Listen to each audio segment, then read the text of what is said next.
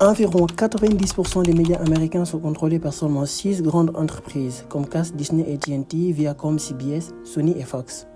Pareil pour en France, où 9 milliardaires contrôlent plus de 90% des médias nationaux, presse, télévision, radio. Au Royaume-Uni, environ 83% des parts de marché sont contrôlées par 3 groupes de presse, News UK, DMG Media et Rich plc. Cette concentration massive du pouvoir médiatique signifie que l'information consommée par des millions de personnes est filtrée par un nombre restreint de conglomérats, leur permettant de modeler l'opinion publique et de définir les récits dominants sur des questions sociales, politiques et économiques.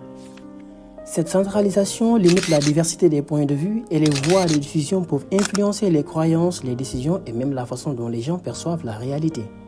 Le contrôle des médias est une question fondamentale qui touche au corps même du fonctionnement des sociétés modernes.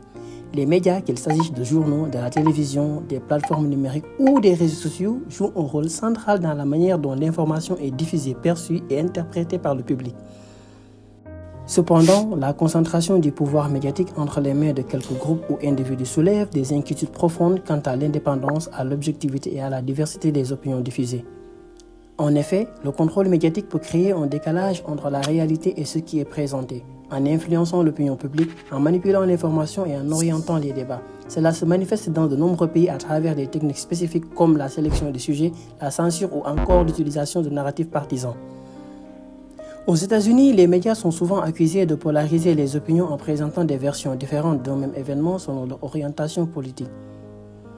Et à titre d'illustration seront cités Fox News pour la droite et CNN pour la gauche. L'un des exemples les plus marquants est celui des élections présidentielles de 2020, où des médias conservateurs ont fortement promu des théories de fraude électorale, malgré le manque de preuves solides, contribuant ainsi à la désinformation parmi une partie du public. En Turquie, sous la présidence de Recep Tayyip Erdogan, le contrôle des médias est devenu une stratégie clé pour consolider le pouvoir. Depuis la tentative de coup d'État de 2016, des milliers de journalistes ont été arrêtés, des chaînes de télévision fermées et des plateformes de médias sociaux restreintes. Par conséquent, la couverture médiatique est de plus en plus orientée en faveur du gouvernement, minimisant les crises économiques ou la répression des droits de l'homme.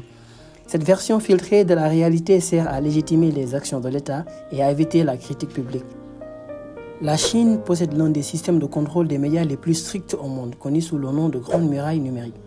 Les événements tels que les manifestations de Hong Kong en 2019-2020 ou la situation des Ouïghours au Xinjiang ont été sévèrement censurés dans les médias chinois. Par exemple, les manifestations de Hong Kong étaient décrites comme des actions terroristes indistinguées par des puissances étrangères alors que les voix internes réclamant des réformes démocratiques étaient étouffées. Ce type de contrôle narratif donne une image très biaisée de la réalité aux citoyens chinois. Après l'assaut du Capitole aux États-Unis en janvier 2021, Twitter a suspendu le compte de Donald Trump, ce qui a suscité un large débat sur la liberté d'expression.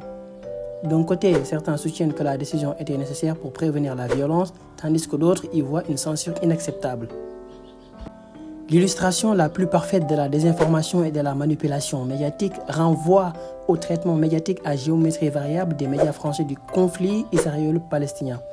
Ces médias présentent Israël comme un État démocratique défendant sa sécurité contre des attaques terroristes, minimisant souvent les souffrances des Palestiniens alors que 70 000 tonnes de bombes ont été larguées dans la bande de Gaza depuis le début du conflit, soit 4 fois plus que ce qui avait été largué à Hiroshima lors de la Seconde Guerre mondiale. Il insiste sur le droit à la défense d'Israël tout en réduisant la portée des actions militaires israéliennes dans les territoires occupés. Cela peut être illustré par des titres de journaux qui mettent en avant les roquettes lancées depuis Gaza tout en reléguant au second plan les bombardements israéliens qui alourdissent le bilan dans l'enclave qui est désormais de 38 584 Palestiniens tués et 88 881 blessés, selon les autorités locales, tandis que la très sérieuse revue médicale britannique de Lancet évoque au moins 186 000 morts en prenant en compte les causes indirectes liées au conflit. Le traitement médiatique de la guerre israélo-palestinienne par les médias français révèle une couverture à géométrie variable caractérisée par des omissions, des choix éditoriaux biaisés et une manipulation subtile de l'information. Ce déséquilibre reflète non seulement les pressions politiques et économiques exercées sur les médias, mais aussi une volonté de préserver une certaine image de neutralité apparente tout en influençant l'opinion publique. C'est un exemple qui illustre comment le contrôle de l'information peut façonner les perceptions politiques et influencer des événements majeurs sur la scène mondiale. Il devient donc une grande préoccupation de trouver des alternatives pour apprivoiser et vérifier l'authenticité des informations pour réduire la portée de la désinformation et de la manipulation médiatique. De ce fait, il est nécessaire d'utiliser des technologies de vérification comme Google Fact Check Explorer ou InVid qui sont des outils permettant de remonter aux sources d'une information pour déceler des manipulations ou des montages.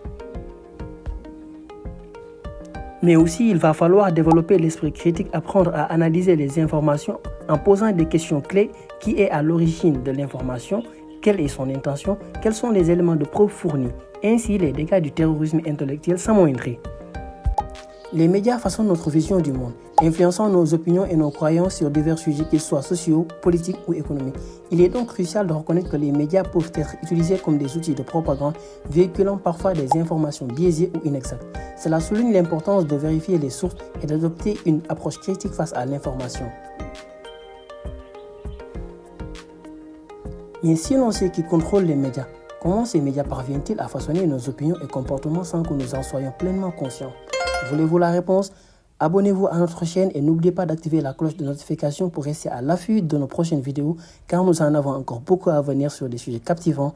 Ensemble, éclairons la vérité. Merci de faire partie de notre communauté.